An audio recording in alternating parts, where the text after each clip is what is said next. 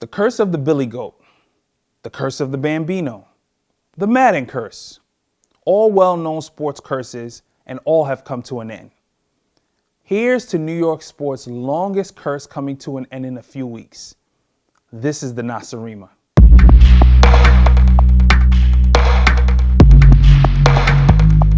New York City Mayor William de Blasio. You can call him many things: a father, a husband, a progressive, a lover of the big and tall clothing store. But what you can't call him is a championship winner. Since he has taken the oath of office to become New York City's 109th mayor, the Big Apple hasn't held a championship parade down the Canyon of Heroes on Broadway. In New York City, this is grossly unacceptable and it's downright sad. How can a man who could easily play power forward for the Knicks bring so much bad misfortune to this great city? How, Mayor de Blasio, how? In this article, I will go through the almost 8 years of reign of this curse that fortunately should come to an end on December 31st of 2021. With that being said, this is a Nacirema featured article, The Curse of Mayor Bill de Blasio.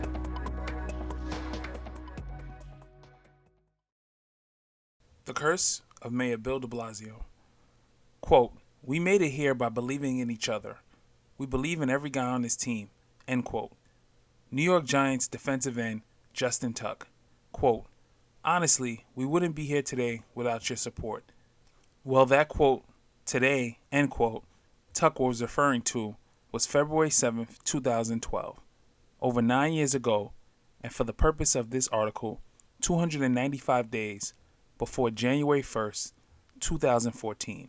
Both of these aforementioned dates will prove to be significant earmarks in the Big Apple's history for reasons we didn't know at the time. Both of these aforementioned dates will prove to be significant earmarks in the Big Apple's history for reasons we didn't know at the time. On this February 2012 day, the Giants celebrated beating the New England Patriots in Super Bowl 46 in Glendale, Arizona, in a thrilling 21-17 defeat that gave the organization their fourth Super Bowl championship and second in 4 years under quarterback Eli Manning and head coach Tom Coughlin. This would be the last time the city of New York would celebrate a sports parade for a hometown team down the famed Canyon of Heroes on Broadway up to City Hall. Some may blame bad management, bad luck, and bad players for the city's historic drought in winning a Super Bowl, NBA Finals, World Series, or Stanley Cup. But for the city to not have one major sports championship in 9 years with 8 major pro sports teams is more than just mere happenstance. There must be one common denominator that ties all this together. The Knicks drought is very easy to explain. Open parentheses, Google the name James Dolan, close parentheses. But for the Knicks, Nets, Giants, Rangers, Islanders, Mets, and Yankees, open parentheses, especially the Yankees, close parentheses, to not win a championship since Mayor Michael Bloomberg was in office, something else had to run afoul. After long hours of analytical research, poring over major trades and re-signings, studying playbooks, quotes, and front office philosophy, I've come to one conclusion. The common denominator is current and soon-to-be former mayor Bill de Blasio. Born Warren Willem Jr. on May 8, 1961, Mayor Bill de Blasio rose through the city ranks as a stalwart of progressive initiatives. He worked under a cornucopia of Democratic Party heavyweights such as former Senator, Secretary of State, and First Lady Hillary Clinton, and former Congressman Charles Rangel. He also volunteered under New York City's first black mayor, David Dinkins. Mayor de Blasio had seen his fair share of politics before he decided to throw his name in a very crowded Democratic field for the New York City Council in 2001. Coincidentally, this was the last year of the Yankees' 90s dynasty that would end with a gut-wrenching bottom-of-the-ninth loss to the Arizona Diamondbacks in the World Series. Makes you think, where did this whole curse start? He served in the city council for 2 terms before running for New York City Public Advocate. For the non-New Yorkers who are reading this, the position of public advocate is akin to an ombudsman or someone who advocates for the city's residents and the city government. Think, A suggestion box meets a politician. This person is first in line in succession to the mayor. As a city councilman and public advocate, de Blasio watched as Mayor Bloomberg enjoyed leading the charge down the Canyon of Heroes 3 times. So de Blasio must have thought to himself, quote, "What the hell? I might as well try my hand at running for mayor. At the very least, one team has to win a championship in 4 to possibly 8 years, right?" So public advocate de Blasio ran in a very crowded field, open parentheses, sound familiar, close parentheses, to succeed Mayor Michael Bloomberg. De Blasio seemed like a long shot at first, but he had the luck of running against leading candidates, which included, but were not limited to, a former congressman who moonlighted as a made-up character named Carlos Danger that sent texts of his pecker to women with his own baby in the background. The city comptroller, whose campaign was accused of providing false signatures to gaining matching campaign funds from the city. The sitting city council president, who wanted to be mayor so badly that 4 years earlier she helped Mayor Bloomberg scrap the law which said elected officials could only serve 2 terms just so he could introduce her to wealthy donors. As you can imagine, New Yorkers didn't take kindly to these shenanigans of these leading candidates. So with this very competitive field of opponents ready to take on de Blasio, no wonder he was able to win the Democratic primary, which in New York City almost guarantees you will win the general election. Open parentheses, I said, quote, almost, end quote, Mark Green. Calm down. De Blasio won the general election and now had the most challenging elected position in the country this side of the President of the United States. Congratulations, Bill. If everything stacks up correctly, you get to ride on the big float down the Canyon of Heroes. But first, one of the 8 major metropolitan teams had to win a championship.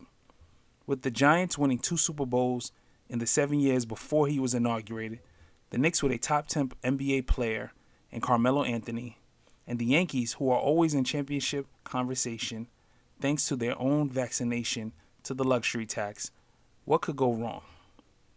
8 teams would give the newly elected mayor at least 32 different chances in 4 years and 64 chances in 8 years. Not even the Knicks could blow 64 chances to win a championship. Open parentheses, it's been 48 years and counting, my fellow Knickerbocker fans. Close parentheses. De Blasio was almost assured of his chance to ride the big float, right? Blown chances. Championship aspirations felt so fresh in the air when Mayor de Blasio took office on January 1st, 2014. For the first time in history, a cold winter weather city was hosting the Super Bowl about 1 month after his inauguration. That city was New York, with Super Bowl 48 being played at MetLife Stadium. Even though no New York teams were participating in the game, parentheses, the Seattle Seahawks put a spanking on the Denver Broncos, close parentheses, you felt the vibe of the city being championship-like. New Yorkers were almost certain this feeling would continue. Just a few months before the Super Bowl, the Knicks would put up a valiant effort in the NBA's Eastern Conference semifinals against the Indiana Pacers and lost in 6 games. With Carmelo smack dab in the middle of his prime, the Knicks looked ready to make a run at the title for years to come. Well, a funny thing happened on the way to Madison Square Garden. The Knicks wouldn't make it to the playoffs for another 8 years. Open parentheses. How long was Mayor de Blasio's 2 terms? Close parentheses.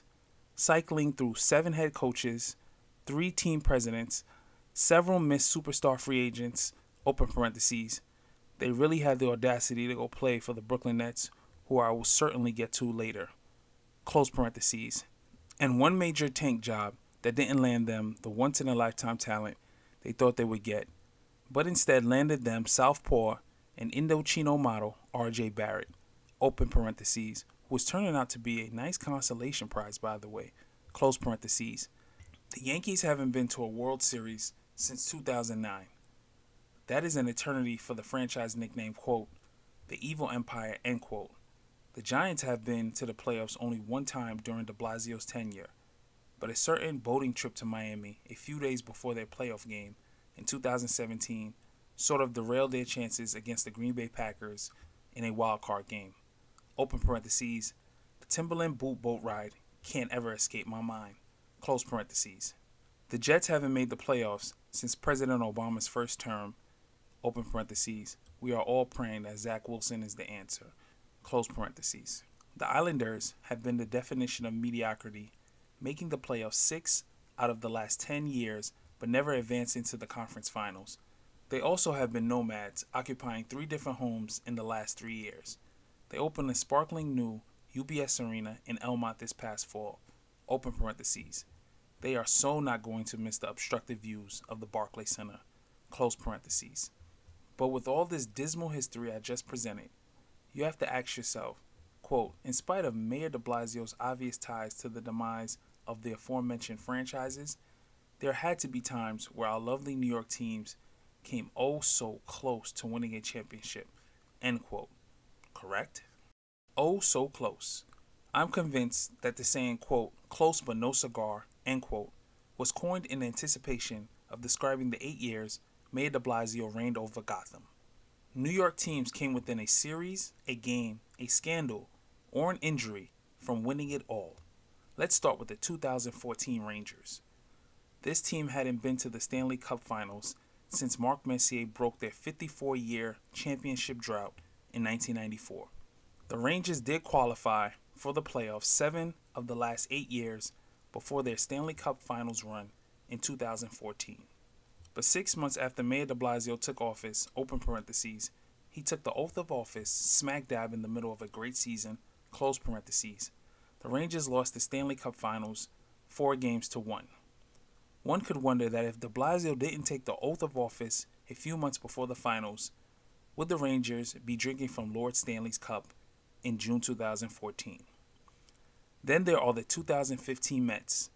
The Mets essentially did nothing in baseball from their Subway Series appearance in 2000 through the 2014 season. They weren't the laughingstock of baseball during this time, but were pretty close with their made-for-TV Madoff scandal and dysfunctional ownership.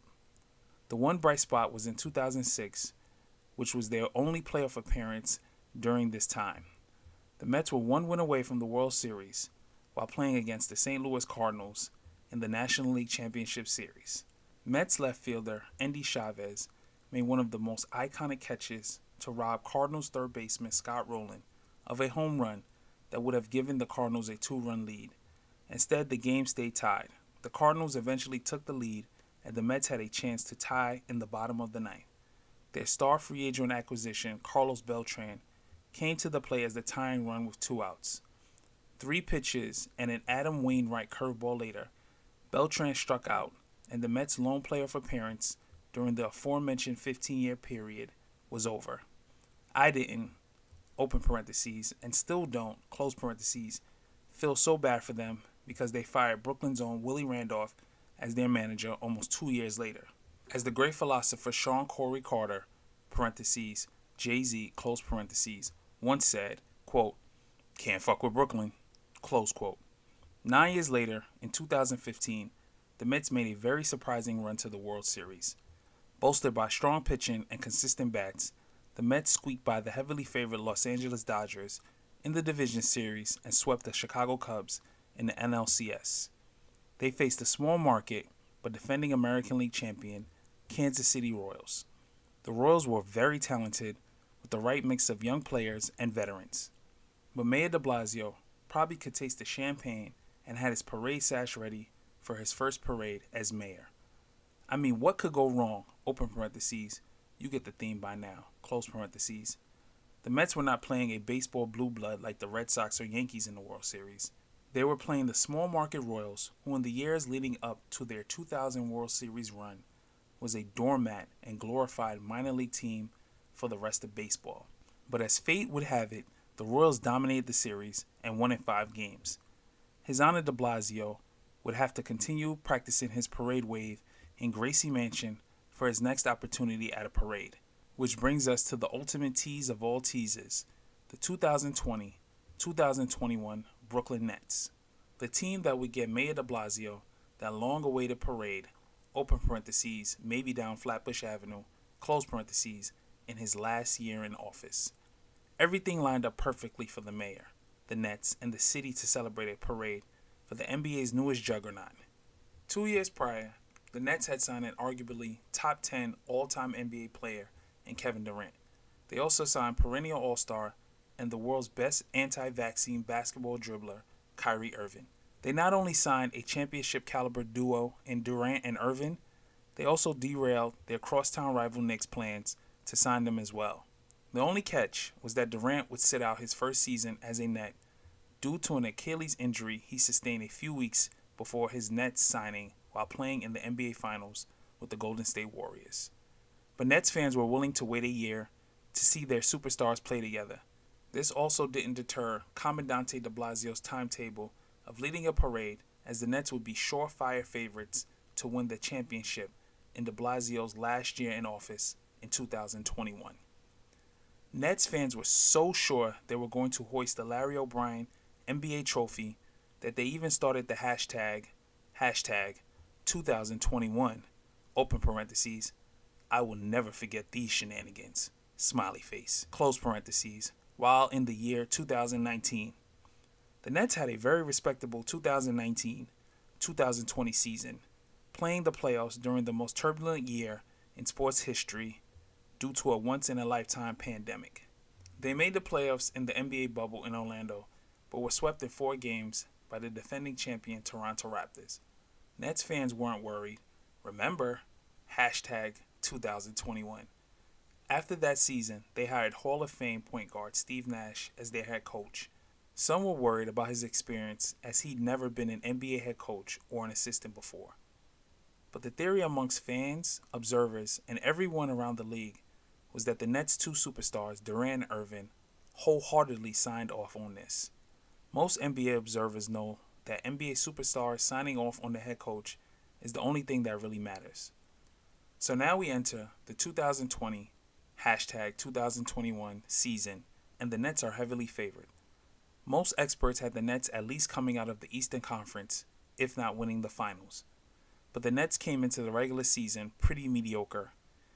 They started the season with 7 wins and 6 losses, but the aura around the Nets was to not worry because most felt that with a shortened training camp and preseason, they weren't able to find their groove as a new team. Adding insult to injury, the Nets lost their 6-man spark, Bitcoin enthusiast, and honorary Nigerian Spencer Dinwiddie to a torn ACL. The clouds once again were starting to form over Gracie Mansion. But like a stroke of lightning setting a car ablaze on the FDR Drive, the Nets did something few saw coming. Early in the season, it was reported that former MVP and the best friend of any rapper this side of Lil Baby, superstar James Harden, was finally fed up with his current team at the time, the Houston Rockets. It certainly wasn't because there weren't enough shots to go around, as the franchise jet-sended Dwight Howard, Chris Paul, Russell Westbrook, and head coach Mike D'Antoni, all for Harden's comfort. Basically, the Rockets were willing to get rid of everyone not named Hakeem Olajuwon to accommodate him. Still, Harden was fed up and wanted out. Everyone around the league knew it would not only take multiple future draft picks to get Harden, but they would need to fit his ball-dominant game almost immediately into their offense with no training camp. Luckily, the Nets were not only experts in trading multiple picks for veterans, open parentheses, holla at me, Billy King, close parentheses, but had a former teammate of Harden's in Durant and a point guard for a coach who could help with the transition. Kyrie and Harden fitting in together was a different story, but the Nets were content to figure all that out on the fly. So on January 14th, hashtag 2021, the Nets traded 3 first-round draft picks, 4 first-round draft swaps, center Jared Allen, forward Taurean Prince, forward Karis LeVert, the Brooklyn Bridge, Junior's Cheesecake, and Marcy Projects, open parentheses. Okay, I'm exaggerating on the last 3 things, if you couldn't tell, close parentheses, to the Rockets and Indiana Pacers in a 3-team deal that landed Harden to Brooklyn. Former GM Billy King was somewhere toasting current GM Sean Marks with this franchise-altering, once-in-a-generation trade. Could you really be mad at the Nets for going all in?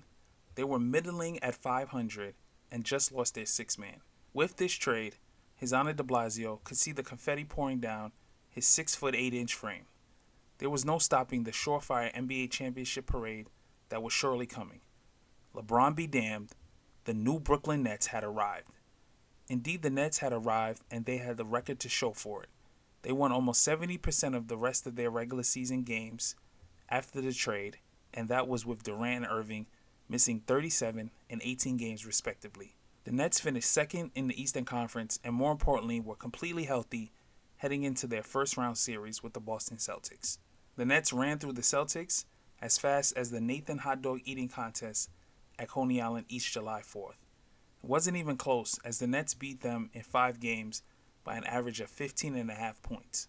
In Game 1 of the next series against the Milwaukee Bucks, the de Blasio curse reared its ugly head as Harden walked off the court gingerly to the locker room. This couldn't be good. What looked like a non-serious, non-contact injury to the leg turned out to be a pulled hamstring. This was all happening at the beginning of what most anticipated being a very tough series. You could hear the mayor gasping as his almost surefire chance of having a victory parade walked to the Nets locker room at the Barclays Center and never came out. But surprisingly to many, the Nets not only won Game 1 very comfortably, but they demolished Milwaukee in Game 2 by 39 points. The Nets were 2 games away from the Eastern Conference Finals. Milwaukee would have to win 4 out of the next 5 games and at least 1 in Brooklyn to advance. Knowing Milwaukee's recent playoff history of not finishing the job, the Nets were in prime position to keep their hashtag 2021 championship hopes alive, even without their bearded crusader, James Harden. Going into Game 3 in Milwaukee, everyone knew that the pressure was on the Bucks. The Bucks responded by eking out a 3-point victory. But Game 4 would prove that the curse was real, and Mayor de Blasio would have a hard time proving otherwise. Game 4 was a back-and-forth affair in the second quarter, as the Bucks led by 4 points, with 6 minutes and 6 seconds left in the second quarter. Kyrie Irving decided to try his hand at a backdoor cut, and like any good passer would do, Durant passed the ball to Kyrie for a wide-open layup. Irving missed the layup, but what happened next would come to threaten the Mayor's championship window more than any other single play in the last 8 years of his tenure. Kyrie landed awkwardly on his ankle and immediately laid on the floor. Kyrie was helped off the floor with what looked like a bad right ankle injury. After a few minutes, Kyrie gingerly walked back to the locker room from the bench under his own power. What looked like an injury that might keep him out of a game or 2 turned out to be a series-ending injury for Kyrie. The Nets were now down to 1 future Hall of Fame player to try and get past the pesky Bucks. After losing Game 4, the Nets came back home for what seemed to be a do-or-die Game 5, with the series tied at 2. It seemed as if Durant would have to put up an all-time great performance for the Nets not to lose. The mayor must have prayed to the basketball gods for intervention, knowing his championship window was closing in a matter of days, because right before Game 5, the Nets announced that Harden would suit up. This would be the break de Blasio needed as his hopes of leading a parade were reignited. No one knew how effective Harden would be, but Brooklyn now had its Willis Reed moment. Game 5 was close throughout, but Durant put on an all-time great performance, scoring 49 points and hit a shot clock beating 27-foot three-pointer with 50 seconds left to secure the victory. The borough of Brooklyn and the city could smell a series victory. It didn't matter that Harden only scored 5 points. Nets fans believed in a healthy Durant, and hashtag 2021 was still alive. All the Nets had to do was win one of the next 2 games, and they were well on their way. But a funny thing happened on the way to one of those victories they needed. It never happened. The Nets didn't really play well in Game 6 at Milwaukee. Game 7 at the Barclays Center proved to be an epic closeout game that came within a toenail of going the Nets' way. The back-and-forth game came down to a 2-point lead for the Bucks with 6 seconds left in regulation. Durant caught the ball about 35 feet from the basket, drove left with P.J. Tucker on him, reversed back the other way, and shot a turnaround that looked as difficult as any shot an NBA player could take. Durant hit the shot with 1 second left. Everybody thought it was a 3-pointer that would have given the Nets a 1-point lead, but by the difference of a single size 14 toenail, Durant's foot was on the line, and the Nets tied the game instead of taking the lead. No worries, because the Nets at least tied the game, and the Bucks would miss the game winner, so the game would head to overtime. By this point, Harden and Durant had played every possible minute in the game, and they looked tired. The game came down to a sequence of crucial plays with a minute to go. Durant got a step on his defender and drove left with what looked like an easy left-handed layup. But former Net and better half of a twin duo, open parentheses, some people I know, may debate this. Close parentheses. Brook Lopez blocked Durant's layup, and the Bucks had the ball with the game tied. Chris Middleton drove the lane and hit a two-point shot from about 13 feet to give the Bucks the lead. Durant had one last attempt to win or extend the game, but he shot an air ball from three that poetically described the air that had just gone out of the Nets season and possibly Mayor de Blasio's long-awaited parade. The Nets would lose a heartbreaking series and fall well short of their goal of winning an NBA championship. This seemingly was the last chance for de Blasio to hoist any trophy down the Canyon of Heroes. With the Nets' loss and de Blasio's 2+ months left in office, he had 2 more shots to break the curse before the clock ran out on his term on December 31st, #2021. Those chances were named the Mets and Yankees. These 2 teams stood as the final chance of the tallest mayor in the city's and probably the country's history from finally being the grand marshal of a championship parade. But as the previous almost 8 years have shown, Mr. de Blasio's luck isn't that good. The Mets were leading their division late in the season, and then a couple of players decided to give the thumbs down to fans, open parentheses, big mistake, close parentheses, and they eventually finished third in their division and missed the playoffs. The evil Empire Yankees squeaked barely into a 1-game winner-take-all playoff game with their rival Boston Red Sox. The Yankees lost, and with that ended de Blasio's chances of ever having a championship parade. You would think that conventional wisdom would make a person run for mayor for all the grandstanding and publicity that comes with a high-profile job. I mean, why else get elected as the mayor of a huge city and not be able to lead a championship parade for one of your sports teams? Don't you think for 1 second de Blasio wouldn't trade places with former Detroit Mayor Kwame Kilpatrick, who had the pleasure of celebrating 3 parades, open parentheses, the 2004 Pistons, and the 2002 and 2004 Red Wings, close parentheses. Yes, that would mean you would be sentenced to 28 years in federal prison for wire fraud, mail fraud, and racketeering, but that's just a very small price to pay to have your name etched in legacy as the mayor who was in office while a championship team reigned over your city. Smiley face. It's ironic that Mayor de Blasio never got that championship win almost all New York City mayors have enjoyed, because de Blasio himself has never lost an election in his life. It's ironic that Mayor de Blasio never got that championship win almost all New York mayors have enjoyed, because de Blasio himself has never lost an election in his life. It's almost as if someone said, enough is enough, and he was experiencing winning way too much. But do not fret, New York sports fans, because after the Mets and Yankees ended this season without a championship, the city will have a new mayor come January 1st, 2022. It will be Brooklyn Borough President Eric Adams.